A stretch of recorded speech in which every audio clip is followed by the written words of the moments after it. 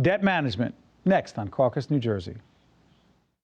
Funding for this edition of Caucus, New Jersey has been provided by New Jersey Manufacturers Insurance Group, auto insurance, homeowners insurance, and banking under the principle of stewardship.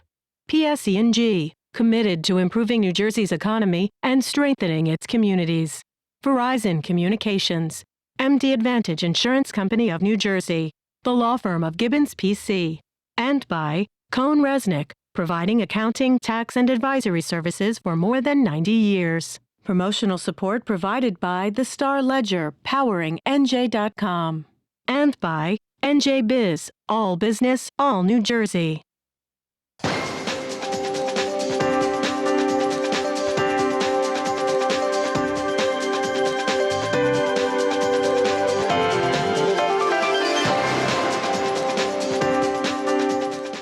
Welcome to Caucus, New Jersey. I'm Steve Adubato. You know, the average U.S. household has credit card debt of around $15,000. Now, many people find themselves in a financial trap and really don't know how to get out of it. Here in the studio to discuss the debt cycle and ways to avoid it, we have Vetere, Chairman of the Board of Directors, New Jersey Credit Union League. Tiffany Aliche is the author of The 1 Week Budget. Wanda Hardy, Chief Executive Officer, the Financial Wellness Institute. And finally, Barbara O'Neill, Financial Management Specialist, Rutgers Cooperative Extension. I want to thank all of you for joining us, talking about debt management. You know, how does it happen? How do we get into this debt cycle and how to get out of it? Lou, let me ask you, common problem for many in this country? Oh, I think it's a big problem for many people in the United States. You know, we have a tendency to overspend our income. Rolling up credit card debt significantly. The cost to live in society far exceeds a lot of people's income at this point. And so, for those of us who have children and want to teach them the right way, teach them the value of a dollar, we also find the fact that our kids are consumed and bombarded with messages about what they think they have to have. Now, you have a fascinating situation, do you not? Yes, I do. And you come to write this book, The 1 Week Budget, Learn to Create Your Money Management System in 7 days or less, from your own experience. Yes. Everyone comes to this, right, their own experience. Yes. Your experience and your writing and your expertise about this comes from? My household. Yeah. So I was fortunate enough, my father was a CFO, and I have 4 sisters, so he taught my sisters and I very early on about money. I think he was worried. I have all girls, and I want to make sure that they're set. So what was the message he taught you? He taught us everything from managing your money. Remember when they used to have the passbooks? Oh. So we yeah, didn't don't have worry, I'm too young to remember that. So we didn't have Sweet 16s. Instead, when you were 14, he walked you to the bank and you opened up a bank account with him, a joint account. Right. And I can remember every week I used to work, and I got my working papers at 14. And every week you'd have to bring him your passbook and have a one-on-one meeting and explain your deposits, your withdrawals, and why and what you spend your money on. Okay, but okay, so everyone who gets into the debt cycle winds up getting there a certain way. Did you get into a debt cycle? Yes, I did. Okay, is it a fact that you wound up owing a few bucks? More than a few. How many? About $30,000 in credit card debt. 30,000? Yes. How? A credit card scam, a friend of mine who I thought was a friend. And I didn't know at the time, and I wanted to learn to invest, and he said, well, the best way to invest is to use other people's money, and that you could take money off of a credit card. And so I did. I didn't even know that was possible. Up until then, my father had taught me to pay my credit card. Hold on, when you were a little kid, you didn't say, Tiffany, let me talk to you about credit card scams. Well, no, but he did tell me you should pay off your credit card bill every month in full, which I did. Right. And then I did that, and of course he was gone, and I didn't know what to do. Right. And so I had to learn very quickly how to pay off that debt. Yeah. And getting out of that debt and the lessons you learned caused you to want to teach others. Exactly. Okay. One of the worst things you can do is take a cash advance on a credit card. Say that again? One of the worst things that you can do is take a cash advance on a credit card because the interest rate is always higher than if you use the credit card. Okay, Wanda, this is interesting. You just opened up the door to where I want to go. The most common mistakes we make that often causes us to get into this debt cycle that is a problem. Number one, say it again. Taking a cash advance off of a credit card. Yeah, absolutely. You can't borrow your way out of debt. You can't borrow your way. I mean, that's plain and simple. Okay, number one, can't take a cash advance on a credit card. Number 2, say that again. You can't borrow your way out of debt. Why not? Because you're just digging a bigger hole. And you're just digging and digging. And, you know, if you're taking out a loan to pay off another debt, it's just compounding the problem. And we see that a lot where people take out debt consolidation loans, Steve, because I see that all the time. what they'll do is they'll take out this one loan, wipe out all the credit card balances, get them down to 0. And if they don't have the willpower, which many people don't, those balances start racking back up again. And then they're in the deeper hole because they've got the consolidation loan payment plus the new balances on the credit cards. Well, and Barbara, I think that's an important point is if you can't pay off your credit card bill every month, you're going to find yourself in that difficulty. Because so you need to be able to control your spending and make sure that you pay off that credit card debt every month. The interest rates on credit cards are astronomical. And then if you miss a payment by a date, the interest rates go up a lot higher. Lou, how do they get you? You know what? I think it's a combination of many things, Steve. You know, there's a lot of marketing out there. You touched on it with the kids. You know, the kids see things they want. Parents want their kids to have everything that they want, and that's not a bad thing. But, you know, there's a fiscal responsibility that has to lay into that also. I think it really started in college. Can you remember on college campuses when they had who didn't want the free candy bar or visor or freebie or whatever? You mean that one with the credit card? Yes. I didn't know, but at 23, when I checked my credit credit score for the first time, I had 20 credit cards that I didn't have physically. What? Because I'd signed up for everything. I didn't know that they would go home. You got all those candy bars and then you had a credit card? You had no idea what that would mean. No, I didn't know, honestly. And so the card would go home, and I didn't know my father would cut them up and throw them away. And so I just thought I was getting free stuff. That's great. We've become a society of buy now and pay later. Yes. And, Well, and let's talk about that. That's credit Say it card again. debt. Buy now. Buy now and pay later. From the Home Depot to the Lowe's, buy it and pay it off in 12 months. Well, at the end of the day, if you're not focused to pay that off on a monthly basis, when you hit the 12th month, you're going to end up paying interest from the day one of the loan. It's going to be added back in again. So Wanda raises a great point, because one of the underlying themes that's being talked about here, and some of the numbers we're about to put up in this graphic will bear it out, is that clearly one of the patterns here, you don't need me to tell you this, I'm not a financial expert, is that we are clearly, as a society, spending much more than we are taking in, and we were clearly not saving enough. Fair to say? Fair enough. So let's try a couple numbers. Natalie, Sandy, our producer, our team in the control room, let's put up the graphic, okay? First graphic, take a look up there. All right. Now, I was just talking to Natalie before we got in here. Natalie, what are you, like 40, Natalie? No, I'm joking. Natalie's 24. Natalie, 40 is not that old, trust me. She's 24, and I said, do you have a retirement plan? She said, yes. I said, you do? 58% do not have a retirement plan. Forget about 24. 3 times that age, they don't have a retirement plan. Is that shocking to anyone here? No, because I see the research all the time. I was shocked by that. Nearly 40% don't know what an annuity or a mutual fund is. Okay? By the way, what is an annuity? Contract with a life insurance company. A contract with a life insurance fund company, and a mutual fund is a collection of individual stocks, equities that are, but not an individual stock itself. So it's a managed portfolio. Or bonds, depending on what the fund is all Stocks, about. bonds. And how about this last one, putting Social Security in perspective? 20% of all Americans rely purely on Social Security for their retirement needs. What's the problem with that? I actually am surprised at that number. I thought it would be closer to the 58%. And that's why they don't have a retirement plan, because they're expecting Social Security to be the plan that they have What's wrong with in that? retirement. It's not enough money for most people. Now, for some people, they can live on Social Security, but most people can't. Most people, when they retire, still have a mortgage that they have to pay because they haven't paid off their house, have car loans, maybe have some credit card debt. Hopefully they don't. And there's not enough money in Social Security to pay for that. I've had some of my clients tell me, oh, I'm not worried, I have a pension. And I said, you know, Detroit just filed for bankruptcy. They're bankrupt, and people who have pensions will not be getting that money. So you never know. But hold on. But if you say that to people, we're not looking to scare anybody here.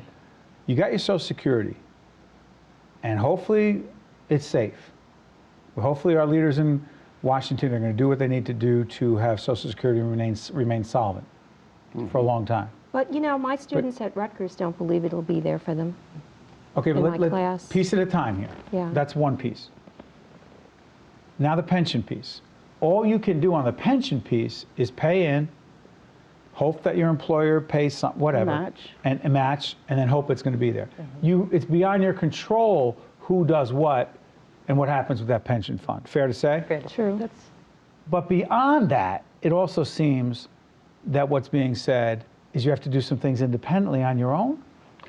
That's a Absolutely. lot to ask of someone, is it not, in terms of debt management, retirement planning? Is that a lot to ask? It is, but I think the best way to get people to do something in that regard, Steve, even if it's only 1% of their pay, is to set it up automatically. Yes. And fortunately, we have a lot of venues for that. People in the corporate world can do a 401k, nonprofit people can do a 403b, people who work for federal government and service members can do the thrift savings plan. How about someone who just started their own business? Well, do they they have do? venues too. They can do a SEP IRA. A SEP IRA would A be what? a SEP, Simplified Employee Pension. IRA, individual retirement account? It's it's like an IRA for people who are self-employed, and they can, if they're a sole proprietor kind of person, they can do 20% of their net income, put that into their SEP. And then something else that you mentioned there when you said that the employee, if they don't join a 401k, 403b, or whatever the pension plan is, they're technically leaving money on the table. Because if the employer is going to match you 3% Right. of your income, and you can't find 3%, you're leaving money on the table, so to speak. The other thing about joining one of these plans is the fact that you're not taxed on the money. They're pre-tax dollars that's being put away from you. So so in the end of the day, you can potentially have more take-home pay because you're not paying all the taxes on the dollars today. But you know, Wanda, you know what's interesting here? Everything that was just said in the last 5 minutes is very insightful and relevant. But the last piece of information, which caused me to want to go back to Lou, the last statistic that we didn't put up there, Natalie, help me again. More than half of the Americans were polled. By the way, what was the source again on that? The Deloitte Center for Financial Services recently did a poll, and then what was it again? More than half of all those polls said they don't trust anyone else's advice on money. Now, why am I saying that? I know that you and your organization are now trying to get into the high schools and do some financial literacy, which is to help students trust somebody else's advice on these matters. Why? Well, we think financial literacy is a big gap What is it, by the in way? society. Knowing how to manage money. It really comes down to knowing how to manage money. Understanding how expensive things could be, understanding how your career choice early on in life could really drive your financial situation later on in life. So we've partnered with the New Jersey Coalition for Financial Education. What's a reality fair, by the way? Reality Fair is where we go into high schools, we bring credit union volunteers, and we spend one day in a high school, and we try to teach maybe 500 to 1,000 kids at a time. And we set up a program where they are graduating high school, they're choosing either to go into a trade or they're go on to college. They see how much money they can make as a result of that. They see what it costs to go to college and what education gets them as far as a career goes. And once we do that, then we have them go around to different stations where they have to buy things. They have to buy a car, they have to buy a house or decide to rent a house. We entice them to buy things that they don't really need.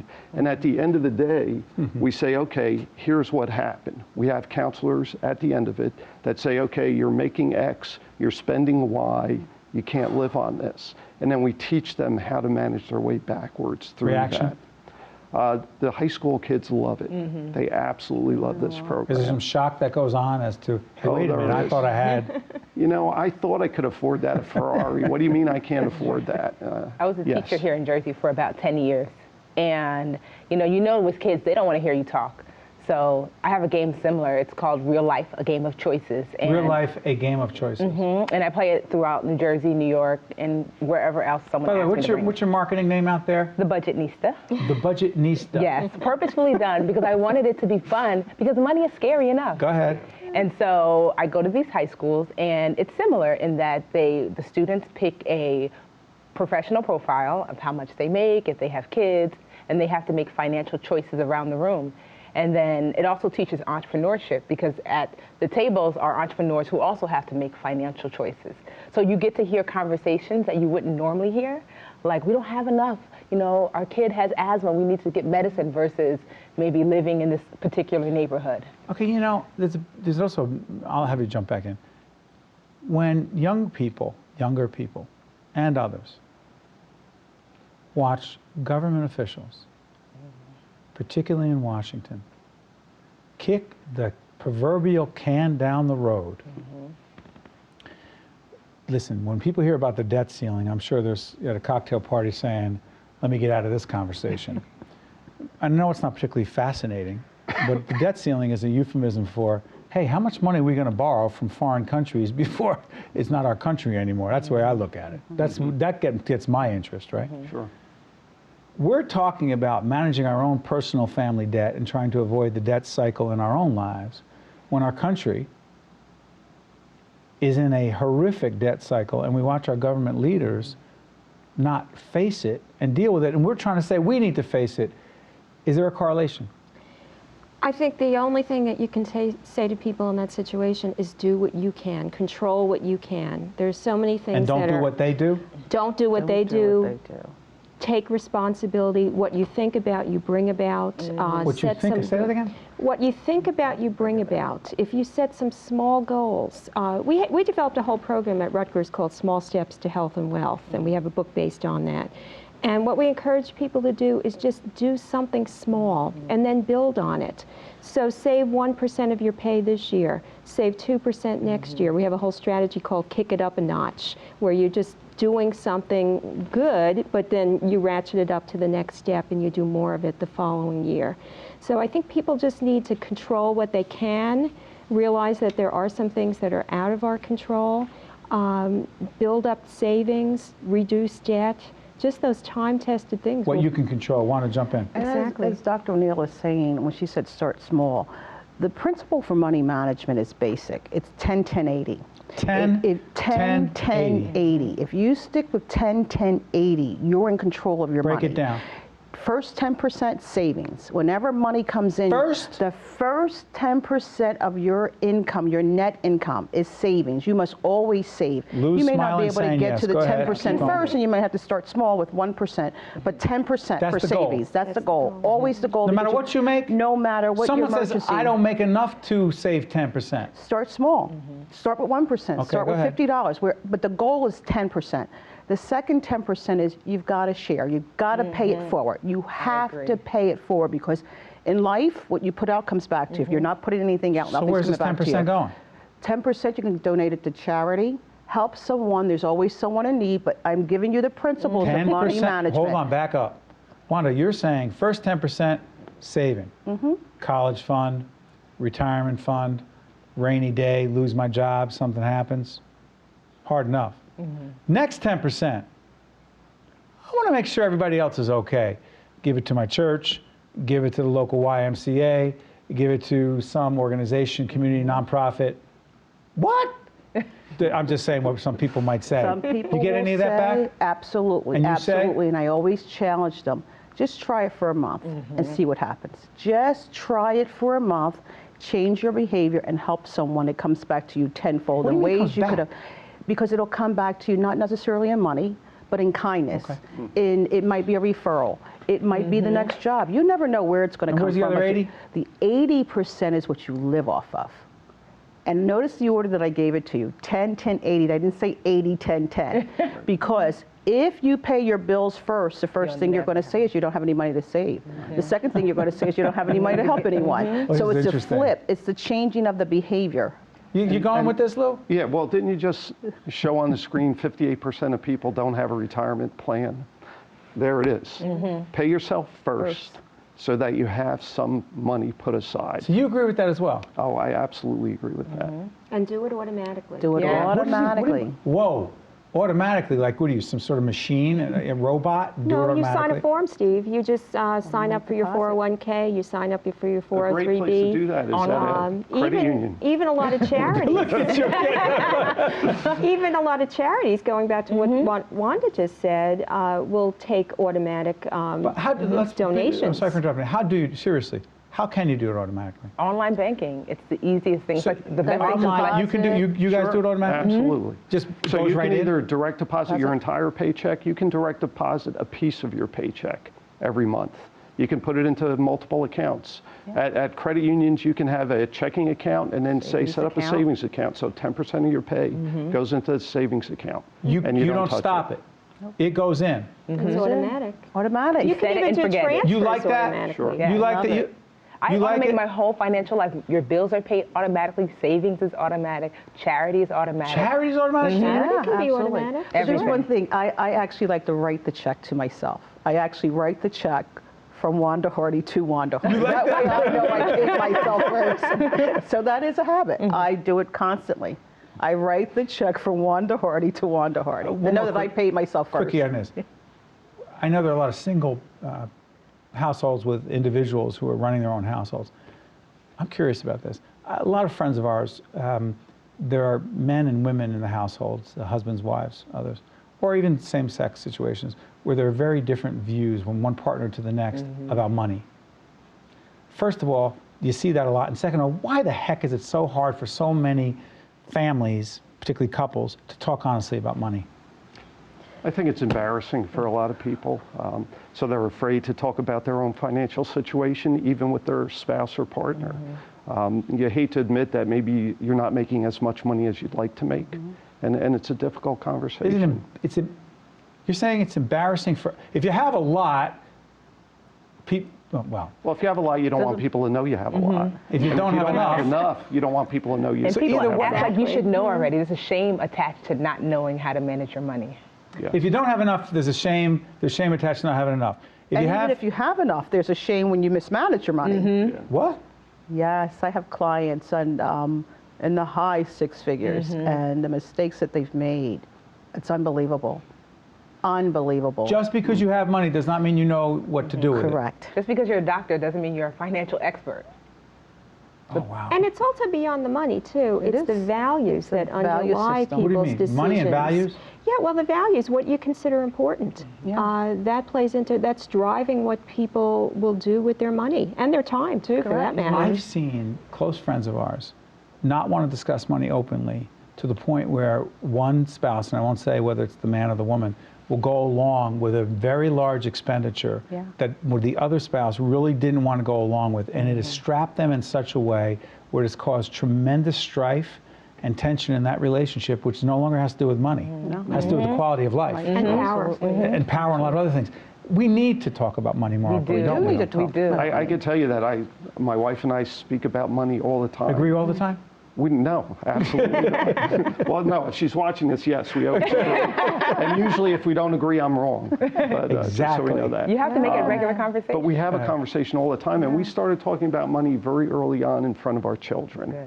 Because we thought it was very important for them to understand that money doesn't grow on trees. You actually do have to earn it, save it, spend it wisely to be financially well off when you're retiring. Money comes out of the ATM, and I joke with my kids sometimes when money comes out of the ATM, and they do actually think Yes.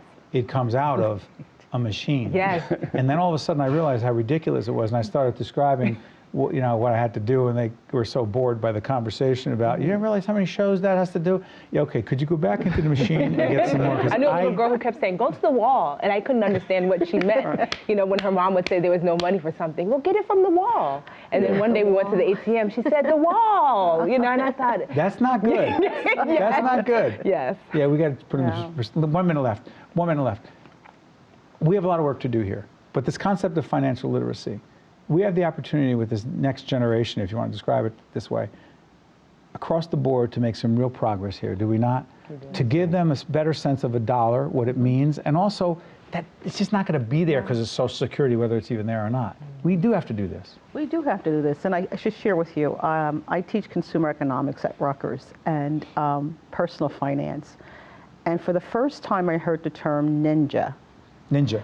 And I stopped for a moment because I know what ninja used to be when I won't date myself at that age, but 2 seconds left. Go I ahead. said, what is a ninja? And they said, no income, job, or assets. That's what the next generation, that's what they're calling themselves, ninjas. And from that point on, I said to myself, I have to do a better job to help them change their behavior. Well, I wanted to end on a more positive note, but no, I'm kidding. Listen, you were all terrific. I want to thank you so much, and you've done a very important public service, and everyone has benefited from it. Thank you so much. Thank you Thank for you for having having us. us. The preceding program has been a production of the Caucus Educational Corporation, celebrating 25 years of broadcast excellence. N13 for WNET, NJTV, and WHYY. Funding for this edition of Caucus New Jersey has been provided by New Jersey Manufacturers Insurance Group, PSC&G, Verizon Communications, MD Advantage Insurance Company of New Jersey, the law firm of Gibbons PC, and by Cohn Resnick. Transportation provided by Airbrook Limousine, serving the metropolitan New York, New Jersey area. Caucus New Jersey has been produced in partnership with TriStar Studios. This program has been made possible in part by Celgene.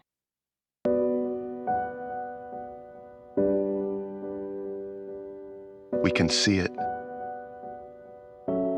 This day has never been closer.